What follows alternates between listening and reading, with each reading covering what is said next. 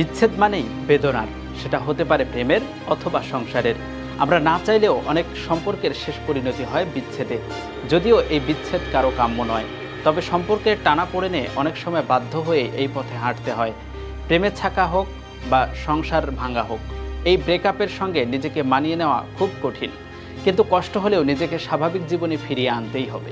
তাই আসুন জেনে নেই বিচ্ছেদের পর নিজেকে সামলাবেন যেভাবে। একা বসে থাকলেই স্মৃতি মনকে বিষণ্ণ করে তুলবে, সেই সময় আর ফিরবে না ভেবেই দুই চোখ ঝাপসা হয়ে উঠবে। তাই এই সময়টা যথাসম্ভব বন্ধু, আত্মীয়, প্রিয় মানুষদের সঙ্গে কাটানো দরকার। কোথাও বেরিয়ে আসা, সিনেমা দেখায় ব্যস্ত করে রাখলে খানিকটা সময় অতীতের স্মৃতি থেকে দূরে থাকা যায়। তবে বিষণ্ণ মনে এর কোনোটাই ভালো নাও লাগতে পারে, তবে বন্ধুদের সঙ্গে কষ্টের কথা শেয়ার করে নিলে মন হালকা লাগবে। গান শুনতে পারেন, কারণ জীবনের সকল পরিস্থিতির জন্যই উপযুক্ত গান রয়েছে। তবে প্রাক্তন সঙ্গীর কথা মনে করিয়ে দিতে পারে এমন গান শোনা থেকে বিরত থাকুন, বরং মন ভালো হয় এমন কিছু গান শুনুন।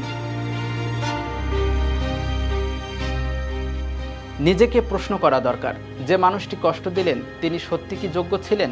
তিনি কি সত্যি কোনোদিন ভালোবেসেছিলেন? যদি তা নাই হয়, তাহলে এই চোখের পানি বা কষ্ট অর্থহীন।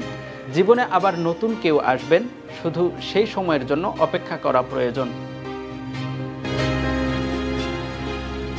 শুনতে একটু অস্বাভাবিক লাগলেও এমন পরিস্থিতি থেকে আপনাকে বের করে আনতে পারে ব্যায়াম।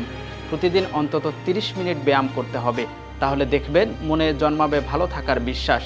আপনি সব কষ্ট ভুলে হাসি খুশি থাকতে পারবেন। শুধু তাই নয়, নিয়মিত জিমে ঘাম ঝরালে শরীর ও স্বাস্থ্যের হাল ফেরাতে পারবেন। তাই ব্রেকআপের পর মন চাঙ্গা রাখতে নিয়মিত এক্সারসাইজ করতে ভুলবেন না। নিজেকে ভালো রাখতে চাইলে পছন্দের কাজগুলো করতে পারেন। বই পড়া, খেলাধুলা, গান, সিনেমা দেখা, আপনি যাই পছন্দ করেন না কেন তা আবার শুরু করে দিন। তাহলেই দেখবেন পুরনো দিনের কথা ধীরে ধীরে মন থেকে সরে যাবে।